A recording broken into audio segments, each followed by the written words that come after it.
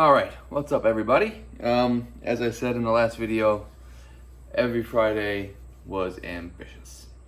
So as I had said before, I started this to be kind of like a journey through what I was going to go through to get to the GridLife NJMP event. At the time of this recording, NJMP GridLife has come and gone. A couple things happened before we even got to the event. So I think the last update was right after Palmer in the rain. So after that, what happened was we had a weekend with EMRA at NJMP. The weekend with EMRA is a fantastic weekend. If you haven't done it, if you haven't been to NJMP, or you have been to NJMP, the weekend with EMRA is fantastic. We go out Saturday and Sunday. Saturday will be one track, either Lightning or Thunderbolt, and then Sunday will be the other track, either Lightning or Thunderbolt. So we went out to that event at the beginning of July 9th and 10th. Did Thunderbolt on Saturday and scheduled to do Lightning on Sunday.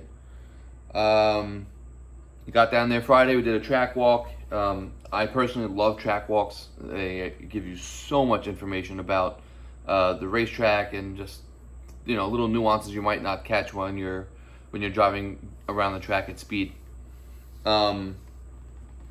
We also unloaded and had a good time Friday night in the garages there. They have the event garages. They also have VIP garages, but the event garage that is very long, almost like a hangar, which is it just allows people to have a lot of fun. You can have a lot of fun in there. Have some beers, work on the car, whatever, play some music. We had a good time Friday night at NJMP with EMRA. Saturday we woke up, it was raining. We went out in the rain that pretty much the entire day. It was either just slightly misting or damp. We didn't really have any legit rainstorms.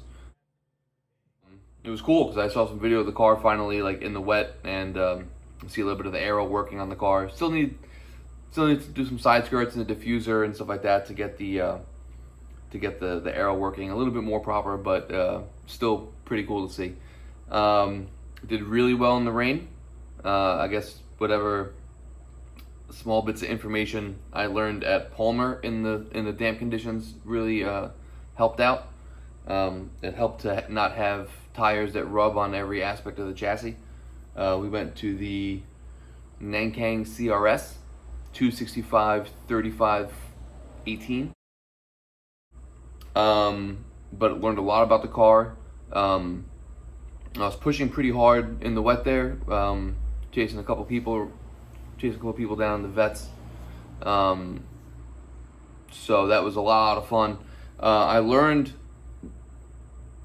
my whole thought of the car. My expectation of the car was that it was going to be very understeery and very pushy in the wet and low grip situations. It proved to be the total opposite. Even running a 12K front spring and a 10K rear spring, the car oversteers. So we wound up winning on Saturday in the rain, which was nice. I felt I did a pretty good job in the wet. Don't have too much wet experience. I have the theory, but it's very difficult to apply the theory. Had some fun sliding the car around and really figuring out what it likes. So then, by the time we got awards over with and moved over to Lightning, the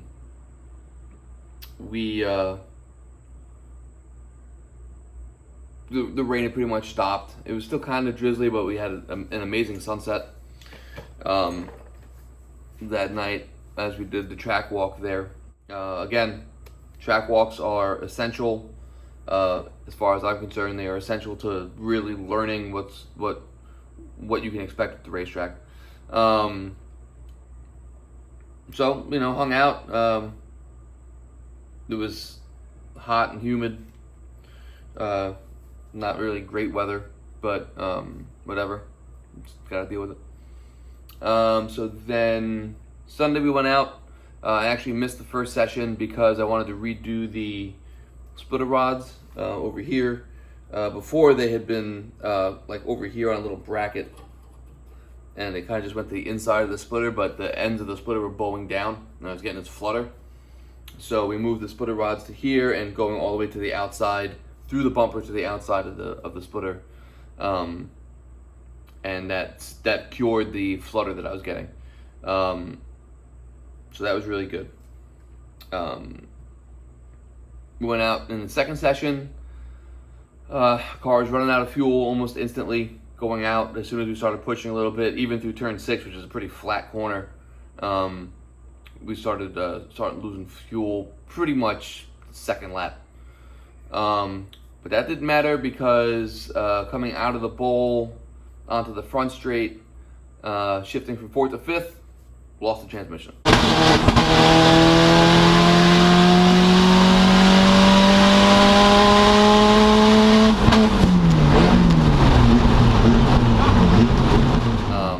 Felt like I broke a shift cable, so pretty familiar with that. As soon as we got the car back to the paddock, they started investigating.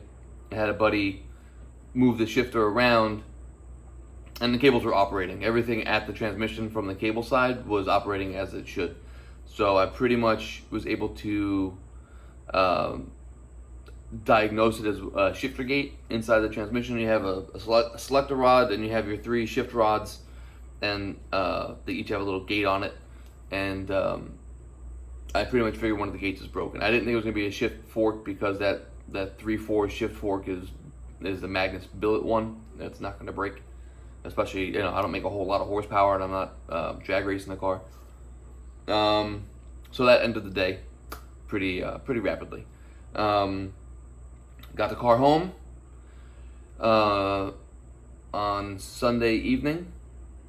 Kind of just sat for a minute and thought about things because at this point we had 2 weeks to GridLife at NJMP. Literally 2 weeks. And I'm not one to kind of just throw in the towel. So I was like, let me jack the car up. I can take with these cars. Some of you may know if you have a DSM already. What you can do is you can actually take off the side case, the viscous coupler, 5th gear, whole and a 5th gear shift fork and everything right off with the transmission in the car. When you do that, that allows you to take off the bearing plate. And when you can take off the bearing plate, you can at least look, you get a whole visual of inside the transmission. So I was able to do that on, I guess it must have been Monday, Tuesday. I don't know if I took Monday off, like I just needed a breather. So I peeked in there. I was like, pulling the bearing plate off. I'm like, please just let the gears have teeth on them, because if the gears didn't have teeth, if it like sheared the teeth off 4th gear or something like that, then we would have been pretty much dead in the water at that point. Pulled the bearing plate back. All the gears were intact and totally fine. So it was at that point I realized that it was going to be a shift gate was broken.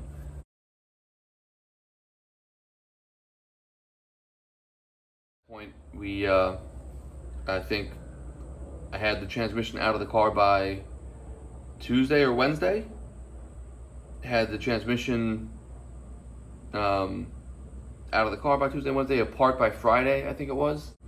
And I had a new shift rail and fork already from a previous broken transmission. That's keep your spares, don't throw stuff out. If you have a DSM, all-wheel drive DSM, front-wheel drive DSM turbo, and you break your transmission, don't throw the pieces out. The pieces are getting very difficult to find, very expensive to find if you do find them. So even if you break some teeth off a gear and there's other salvageable parts, salvage everything you can from these transmissions because you're gonna need them. So luckily I had a shift rail and fork. I was actually, I was lucky. I was actually getting ready to shipped that whole shift rail and gate over to DSM Alaska because he needed one. But he was very understanding that I needed it to get the car back on the racetrack, and he's awesome. If you don't follow DSM Alaska, go follow him. He's awesome. He's got two very nice cars. Got the car back together. That was the first week, right? And then Saturday, I wanted to have the car back on the ground by Sunday. I had the car back on the ground on Monday, with the shift rail and everything back in the car. I didn't even get a chance to really drive it. I just, life kept me from being able to really take the car for a test drive. So got the car on the trailer on Wednesday or Thursday. I think Thursday. No, Wednesday. Got the car on the trailer ahead of schedule. Got the car on the trailer Wednesday. I usually like to load up Thursday so I can leave Friday. So got the car up on the trailer on Wednesday. Got everything loaded up that we needed to get on Thursday. Everything organized, ready to go, and we headed down to NJMP GridLife on Friday afternoon. It was insanely hot. Even the ride down and the AC in my 97 Chevy Tahoe does not really work. It worked just enough that I could put the phone in the cup holder with the vent pointed on it, with the charger on it, with the screen on, with the navigation, and it not lose battery power, actually charge. And kept the phone cool enough that it was actually charging. And got down to GridLife on Friday evening-ish. It usually takes me about 3 hours. It almost took me about 4. There was a lot of traffic and it was just miserable. Absolutely miserable. But got there and right off the bat, it was just so cool rolling into GridLife and seeing all these cars that I've only seen on YouTube or on Instagram, stuff like that, stuff that I've been following Time Attack for a long time. So saw a lot of really cool stuff rolling in. I was like, this is pretty awesome. Got the car unloaded with the help of my buddy James. Right then and there, we already had problems with the battery. I've been running Odyssey batteries in this car for a while, and I had not had good luck with them. So just gonna have to figure out a new battery situation for next year, but that's whatever. I had to actually bump start the car off the trailer. Like my buddy James pushed the car, I popped the clutch in reverse and was able to drive it into the garages. So yeah, we got the car situated in the garage. My buddy Chris, Life's Abishi, showed up to with his girlfriend to help out with the weekend. He was cooking food the whole weekend and cleaning up and taking video and stuff. So it was cool to have them there. So yeah, Friday night was really cool. I had a few beers. I met Dewey WRX. I'm not sure, if you guys know him or not. I'm sure if you follow GridLife, you know who Dewey is. He came rolling into the paddock, into the garages, on a scooter. He's like, someone told me there's a DSM in here. I had to see it for myself, which is really funny. So I talked to him for a couple minutes, just chit-chatting, talking about the car and stuff like that. He's gonna help me out with a couple things, idea-wise and connection-wise. So it's really cool. And then Ben Lynn showed up from Gears and Gasoline. He was talking to me about the car for a little bit.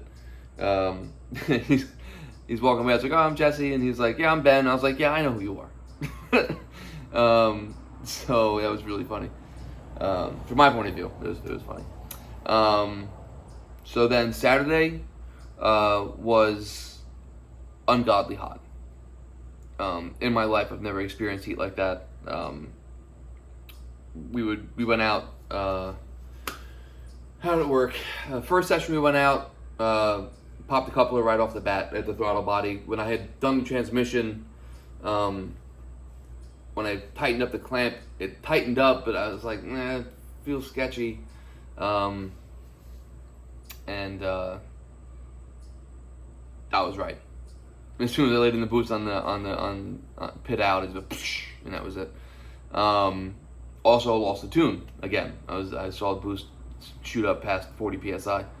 I'm only assuming that because the gauge stops at 30, and that's at 3 o'clock on the gauge, and the gauge was pegged at 6 o'clock. So I'm gonna have to assume they were probably about 40 or whatever psi. Came back in, didn't have a clamp. Went to Dewey, asked him if he had a clamp. He'd go check the Canadians out. So I went and met Chris Boersma, who drives the K-tuned Honda Civic in Time Attack. Asked him if he had a clamp. Super cool guy. Like, I've seen that car my whole time following Time Attack, just like, you know, these legendary cars you see. And he was just the coolest guy. He was in track mod in my class, and was able to wrangle up a clamp and help me out and get the clamp back in the car. Car was acting up again. I would get to it by about 5,000 RPM, and it would just start stuttering. And when I looked down, the speedometer wasn't connected. So when I did the transmission, I didn't have the speedo. I must have left the speedo unhooked, because I usually fill up the gear oil through this. I take the speedometer out, the speedo sensor. I take that out and I fill it up through there. But I didn't do it this time. I did it a different manner, and I forgot to put the VSS, plug the VSS back in. So I was stuck in launch mode. So as soon as we got to 5,000 RPM, it just wouldn't really rev past that. And then came back in, bypassed the boost controller, because I was like, I'm not doing this again. Just ran 15 pounds the whole weekend. Finally got out and ran a clean session. The car was running really well. My previous best there was a 129.433. Was my previous best from last year with EMRA. I did a 129.1. I was stoked on that. I was like, all right, we'll see what happens. And then I went out the last session of the day. I did like a 128, I think. I can't remember the time it was. But the car was super, super hot. Water and oil temp are both pegged at 250. I can only imagine how hot they actually were, because that's where the gauges stop. I did a couple hot laps. The car was super hot. The check engine light comes on in this at 234 degrees. I had the fans on. At false grid, I had the fans on. And it was just still super hot. I did 2 cool down laps. Car didn't cool down. Came into the paddock, went into the garage, ran the car with the fans on and my big blower blowing on the car. Didn't cool the car down after like 10 minutes. So we just started pouring like water on the radiator. Not water out of the cooler, just water that we had sitting down, go to the bathroom and get bottles of water from the sink. Just like room temperature water, and started pouring it all over the radiator, and that brought the temperature down. So that was wild. And then Sunday, there was a lot of racing that whole weekend. So I was pretty confident. The consensus from everybody that I talked to and my own beliefs was that the 9 a.m. session that we were going out at, the Group A Time Attack session at 9 a.m. was going to be the fast session of the day for Sunday. Just because there was so much rubber packed into the track. The track temp was going to be at least a little livable. I think track temp during the day on Saturdays are 130 degrees or something like that. So not really conducive to grip. So got some rest. We hung out for a little bit on Saturday night, and then went out, and Saturday morning got the car prepped and ready to go. Starting the car up gave me some issues. We had some, well, like I said, I don't know if it was just the heat or just the Odyssey battery had enough, but we had some charging system issues and some battery issues. The car was like shutting off and misfiring and popping a lot, even after we got off false grid and doing our warm-up lap, like our siding lap on the way out. The car that was actually behind me actually wound up getting in front of me because the car shut off. Coming out of turn 5, car was like, bleh.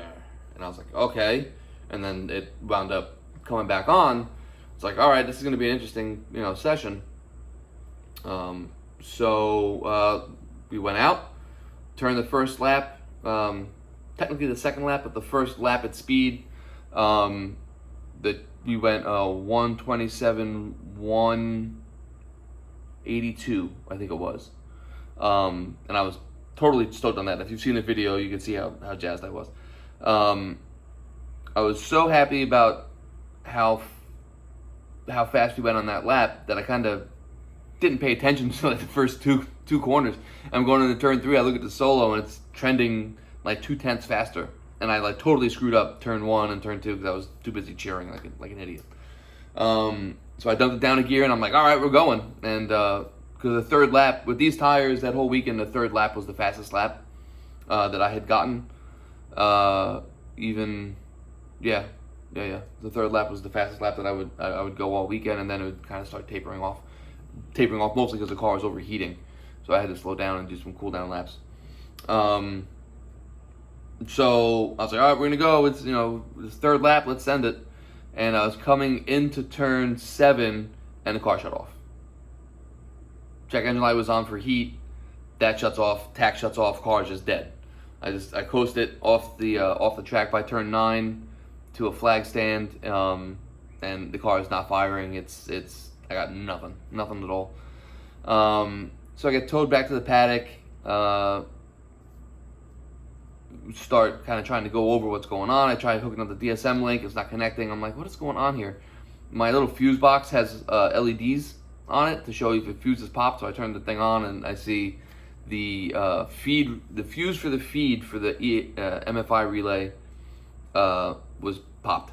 15 amp fuse.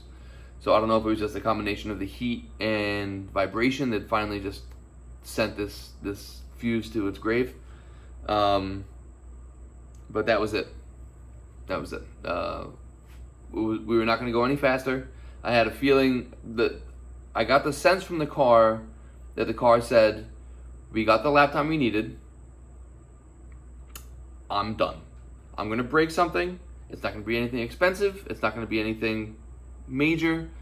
But if you change a fuse and you go out again, something big is going to break. So that was the vibe we got from the car. I was like, you know what? We're good. We're not going to go any faster. I don't want to hurt the car any more than it already is, temperature-wise. So we stayed out. We packed it in for the rest of the day. Just kind of hung out and tried to escape the heat as best we best we could. And we wound up winning at GridLife. First time out.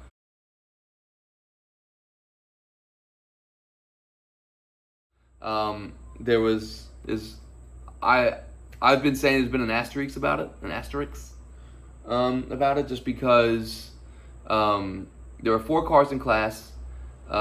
Chris Boersma was leading class with a 128, low 128, and he did like 4 laps on Friday. And then he had a mechanical failure in the engine that didn't hurt the engine, but it was something that they couldn't repair at the track. So they decided to, and I think they had chipped some spring retainers, so they didn't want to go back out and risk hurting the engine, which would eventually have happened. The retainer would have failed, and they would have dropped the valve into the engine, and that would have been it for them. So as much as I am stoked on the win and being able to have a first place trophy from GridLife sitting in my basement right now, with the rest of my trophies, in my little display area, I would have really liked to have seen what he could do, because he's a great driver. The car is set up, and I would have really liked to have seen what would have happened if he could turn more laps. But I will take the win. A win's a win. I was very stoked on that whole situation. The car got a lot of attention just because people were like, oh, you never see these. You don't even see them on the street anymore, let alone the racetrack. So got a lot of positive feedback. Listen, the car didn't miss a beat except for when the fuse popped. But like I said, I think that was the car just saying, I'm done. I'm done for today. Won GridLife after a hectic month leading up to it. I'm already moving forward with a couple things on the car. Have this nice new piece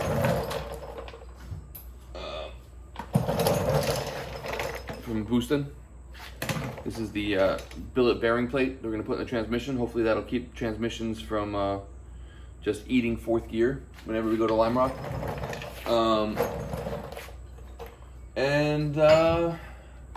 Yeah, a couple other things in the works. Really excited about. I'm going to try and do more videos of working on the car. Got a couple things suspension-wise I want to do that people have asked about, that we have conversations about, and try and do some stuff like that, just to try and clear the air on some things that how like suspension works and how the physics of it and things like that. So those will be other videos.